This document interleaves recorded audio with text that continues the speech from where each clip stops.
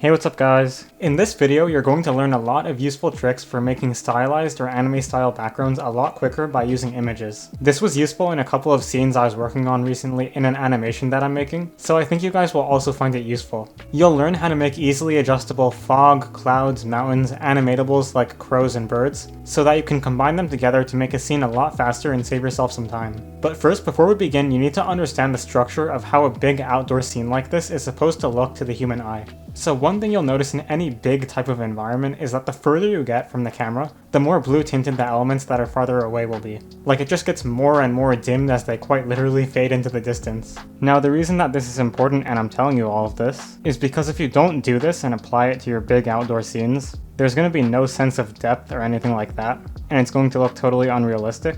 And so this is something you could accomplish in a number of ways. We'll make fog objects in this video, but obviously there's other ways of doing it. I know this one's sloppy, it's not finished here, but you could also literally use transparency like you're seeing on screen here, and fade the objects that are farther from the camera. But yeah, this is just something that's really important to understand first before we get into this. One other thing I'll say is if you're totally new to how nodes work, you should go to the shaders section of my complete beginner's tutorial and watch a few minutes of it at least, because it explains the very basics of how they work over there, and we're going to of course use them a little bit in this video. So now let's get into this, and you're going to learn some really cool tricks. We'll start with making clouds. But before you can even do anything, you need to download an image of clouds. So for me guys, my favorite site for free images is Pexels, because it's just so high quality and there's just like so much to look at. You can even click on an image and it'll show you more like this. Kind of like how Pinterest works, but it's like photography based and it's for free to use images. So you can pick whatever you like. Obviously something like this is really good. You generally want an image that's going to have a good degree of separation from the clouds in the background. So you can see here, the blue of the sky and the white of the clouds kind of separates it really nicely. If we scroll down more, or actually let's just look up single cloud, and if you do that, you're going to find really nice examples. Like if we click on this one here, you could download something like this, and it's really nice because you just have a single cloud that is going to be easy to separate from the background. So really guys, just pick an image that you like. It can either be one cloud or it can be a cloudscape, and you're going to want to just download and then save it somewhere on your computer. Now back to Blender. Alright guys, so first thing we're going to do is just delete everything, and using the Stylized Asset Suite add-on, I'm actually going to just change the background color really quickly. It lets you easily do that. The add-on is free on my channel, so you guys can get that. Or you can do it manually in Blender as well. But just to save time, I want to use the add-on here, just like quickly change it to a blue color. Okay, so first thing we're going to do is hit Shift A, go to Image, and then add in an image as planes. And you want to choose the image that you saved to your computer. What we can then do is go to the Shader tab, and we can plug in the image into the surface and just delete the principal BSDF. Now after that, what I'm going to do is add in a color ramp node, which is going to allow us to basically clamp the values of the image. So you can see what I'm doing here is basically just playing around with it a little bit, and what you want to do is get the cloud isolated, as I've done here. For this to work, of course, a good amount of the background is going to have to be like blue or like the sky color. So make sure when you pick an image, the sky background is like apparent and not like super grayed out. Okay, so now what we can do is we can add a mixed shader node. We're also going to add a transparent BSDF, plug that into the first slot. We can then add in an RGB node and plug that into the second slot. And basically what this allows us to do is use the cloud image as a mask. So now part of the image of the cloud is going to be transparent, and part of it will be the color we set, which we set white here. And just to make sure you guys understand how this is working, basically, of course, we have the image that we got, then we color ramp it to be black and white, and then since we plug this into the FAC of the mix shader, right, what's going to happen is the areas that are whiter are going to be whatever is in the second slot, which is this RGB node that we have, and the areas that are darker in this mask, so you can see like the entire background of it is all black, and black is going to correspond with whatever is in the first slot. White corresponds to whatever's in the second slot, so naturally the whole background is going to become transparent, and even part of the cloud is going to become a little bit transparent too, because you can see like these areas here are a little darker. Naturally that's going to make it a little bit more transparent, and the least transparent areas are going to be these white areas in the cloud. So that's how it works, and yeah.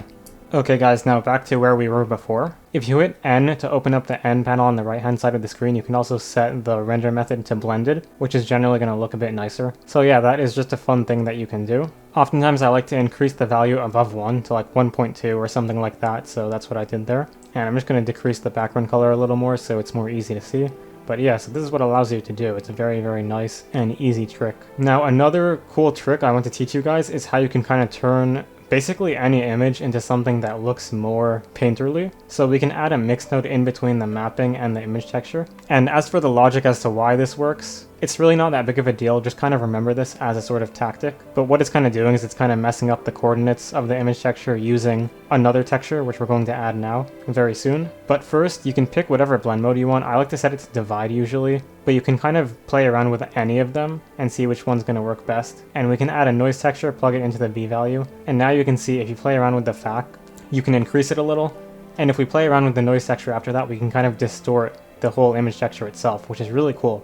So you don't have to use overlay, you can use any blend mode, but that is just something you can do. You could also use a Voronoi texture instead of a noise texture, so you can see here, I'm just showing you guys that that's something you could do as well. Kind of gives like a more circle type of look. So yeah, you can see this is just like a really fast tactic that you can use on basically any type of clouds image texture. Also guys, keep in mind this setup does work really well for cloud scape images as well, like this one you're seeing here. So you could see I used the exact same setup, but just kind of made the edges of the square sort of transparent, as you can see here, which I'll show you later in the video how to do that. But just keep in mind this can work for any type of clouds image texture. That's my point that I'm trying to say here. Okay, now let's talk a bit about mountains. But of course guys, once again, you have to first pick an image of mountains. So generally for me, I like to pick stuff, at least for individual mountains that I want to add to my scene, that has kind of like a nice background separation once again, so you can see an image like this would be great. Do keep in mind it's probably a good idea to go into some photo editing app and remove this background so that it becomes transparent and you can just save it as a PNG file. Another thing I really like is this type of image where we have these pine trees, and something like this would be really fun to add to a scene as well. You know, you can just remove this top part here and make it transparent and then just have these pine trees as some object you put in your scene. So yeah, once again, just pick an image that you like and we'll load it into Blender. So for our mountain, I'm going to hit Shift A, and of course, same exact thing, we're going to open up the image that we saved to our computer. And in the shader editor, you can once again remove the principled BSDF and plug in the image texture into the surface. After that, what you can do is add in a mix shader node, and this is going to be very similar to what we did previously. Just use the alpha of the image texture as the FAC and then plug in the transparent BSDF into the first slot. Basically, since this is a PNG file, the alpha is just the transparent parts of the image. And yeah, so just like this, you can really easily have a mountain or something like that in your scene.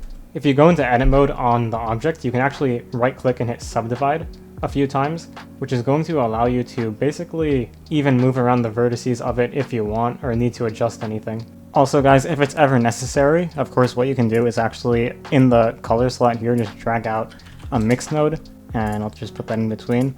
And if you ever need to, you can obviously tint the mountain. If you want to fade it, for example, you can kind of set it to more what the background color is, and now you can see it blends nicer with the background. What you could actually also do though is switch it from mix to color, or soft light, or overlay, whatever you want, but using color is pretty cool because you can just kind of tint it overall nicely like that. And then one other thing which is really important is turning it into kind of like a painterly style. So we already did this with the cloud, but all you have to do is just Control T on the image texture, add in a mix node, and we're just going to use this tactic by placing it there, add in a noise texture or whatever type of texture you want, plug it into the FAC, and now you can kind of easily turn it into a mosaic or something like that.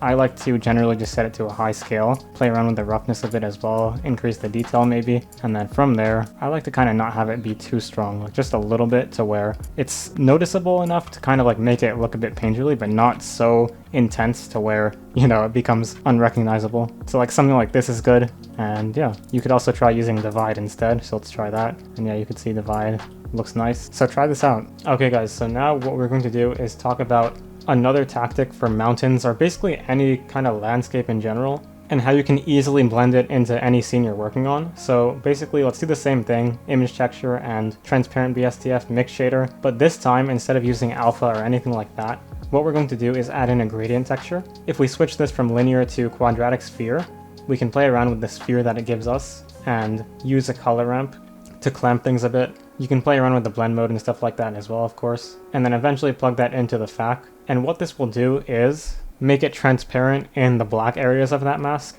and not transparent in the white areas. So that means the center is going to be less transparent, and of course now we can play around with the color ramp just like this. I'm actually going to switch it to a map range node because for me, I just like to use the map range node better. It's very similar to the color ramp, just kind of like a bit easier to use because you can play around with these sliders, which you'll get used to. You don't actually really have to know much about what they're exactly doing, but you can just kind of think of it as like a more efficient color ramp. And then from there, if you're working on any scene, you can kind of course, just place this somewhere in the background, and it's going to just really blend nicely with everything in the scene. So if if there's some area that doesn't have enough detail, you can bring in an image like this and put it there. Okay guys, now we're going to talk about fog. So we're going to hit Shift A and add in a plane. What we're going to do is delete the principal BSDF and add in a noise texture. We can then add in a gradient texture and hit Ctrl T to get the mapping coordinates on those. What I want to do is just kind of have this gradient texture, as we just did with the mountain image texture. I want to kind of center it, so just play around with that. And I'm going to then add in a map range node, which we can then play around with things even more, as we just did in the previous example. But now what I want to do is multiply the two of these together. So you could see what that did was it multiplied the sphere texture and the noise texture together, so we kind of get something that is a mix of both. What we can then do is add in a mix shader node and plug that into the FAC. We're going to use transparent BSDF and a regular RGB node just like that. And as you can see, what we have now, if we switch it to blended in the render method, is we have a sort of fog object, because in where we put the texture, it's going to be less transparent, but on the outer edges, of course, it's going to be more transparent because we used the quadratic sphere. And just like this, if you play around with the map range node, you can kind of increase the strength. You could also increase the strength by affecting the value of the color in the RGB node. That's another thing you could do. Now another cool trick is with the noise texture, if you hit Ctrl T to get the mapping coordinate node, the mapping and texture coordinate nodes, you can actually play around with the position of the noise, like I'm doing here. So you could animate the Z location, for example. And just like this, you have a really useful fog that you can easily scale around and move, and it's just like so useful for any type of big environment scene that you're doing. Okay guys, before we go any further, I just want to talk a little bit about my masterclass. If you're someone who's been trying to learn Blender but doesn't have a clear path, this is a program that will teach you my entire workflow for making things like anime style characters, beautiful scenes, and just amazing stylized art in general. It's one of the only comprehensive curriculums on this that exists, and is suitable both for beginners as well as people who are more experienced and want to level up their stylized art skills, or just become a better 3D artist in general. We focus both on technical skills as well as observational skills, meaning technical skills as in how to use Blender efficiently, as well as the observational skills of design and stuff like that, because without that your art is going to look flat no matter how well you can use Blender. So if you're interested in joining me and hundreds of other students, you can check it out on ukiogirls.io. Okay, back to the video. Okay guys, so now what I want to do is show you how you can make a really simple sun that is going to be simple but effective. So we can add in a gradient texture once again, switch it to quadratic sphere once again, and at this point you guys know how to do this. I don't think I really have to explain it that much, but basically just make the sun however big you want it to be. You can add in a map range and a mix shader just like this. And just as before, we're using the transparent BSDF. Not much I have to say here really. Switch the render method to blended, and in the second shader slot just add in an RGB node. And whatever color you give it, just set it to a high value so that it's going to shine bright. And of course, you may have to play around with the gradient texture a little bit more after that. And usually for me, what I like to do after creating this initial kind of sun circle is I like to duplicate it and then scale out. So I'll duplicate with Shift D and then just like scale really big, which is going to kind of overlay another one on top of it and blend nicely with the background. Okay guys, so for this, you can load in whatever video you found, and you can see I have it right here. We're going to go to the shader editor, delete the principal BSDF, and what we want to do is add in a less than node, which is basically going to allow you to select everything that is less than a certain value or brightness in the image. So of course the reason I'm doing this is since the crows are black in the video, that means they have a really low value, right? And so if we use less than, we can select just the crows because the crows are all black and the sky behind it is blue. So naturally that's a big separation in terms of brightness, and using the less than node, it just allows us to select them. But we have a problem. You can see the bottom is completely white, which we don't want that. We just want the crows to be the only white thing in the video. So what you can do is you can add in an image texture actually, name it whatever you want. We're going to drag out a multiply node and also add in a color ramp to flip it. I'll explain why later. But basically you can go into texture paint mode after that and just draw in on the white areas, which since we use the color ramp to flip whatever we draw in the image texture, it's going to paint black instead of white. And so just like that, we now have exactly what we want. We can add in a mix shader and a transparent BSDF, and of course just use the mask we made. I'm going to set the render method to blended, and we can now set the crows in this video to whatever color we want. So just like that, you can set it to whatever color, and if we hit play on our keyboard, you can see now we have this working here, which is just really cool honestly. So I highly recommend you guys try this out. Okay guys, so now let's talk a little bit about compositing. I should say though, I have another video where I went way more in depth into compositing and stuff and some random tricks that are useful, so you guys can check out that video as well. But anyways, one thing I'll always commonly do in my composites is add in a mix node and switch it to color so that I can then basically slide the scene to be in a certain color vibe. This is important because naturally when you have a lot of different objects, it's nice to just do this to kind of unify things together a lot better. So of course for you guys, what you could do is just enable the compositor over here, then go to the compositor, check use nodes, and then for whatever our image is, this is just the image, we'll drag this out to mix, put it here, and just like that you can choose whatever color you want. We're going to switch it from mix to color, and then boom, you can see how nicely it kind of unifies things. Generally, I don't really like to put it higher than 0.2. So I'll usually use like 0.18 or something like that in that range, because otherwise it kind of just washes out all of your colors in the scene. Also guys, instead of using a single color, what you can do is just hit Shift A, add a map range node. Let's find it, drag image into value, and let's just plug the results into the output over here. You can see everything becomes black and white, but what we can do is kind of clamp this a bit and just play around with these sliders here, and then use a color ramp node after that. So let's just add that in. And then we can use kind of an orange color in the highlights, and then a blue color in the shadows like this. And then use this instead of just a solid orange color, and plug that into B. Let's see how that looks. So you can see what it's doing now is it's kind of adding orange to the highlight areas and blue to the shadow areas. So that is another thing that you can do as well. And it's something that I like to do personally. So yeah. And then of course guys, you just have to put it all together in a scene that you make. You can see also I did have stuff like pine trees, and you know, I already showed you guys how to add mountains and stuff like that. It's a very similar process. You just find an image and of course remove any of the background, and then you'll be able to put it in Blender. Now obviously there's some other stuff I did too, like for example, enabling glare is pretty important, so make sure you add a glare node to your compositor so that you can actually have the bloom effect. And yeah, other compositing tricks I talked about in my other video, so you guys can watch that. But anyways, putting all of this together is just going to allow you guys to make scenes like this a lot quicker and a lot easier. So I highly recommend you try it out. Alright guys, that's it. Thank you so much for watching, and have an awesome day.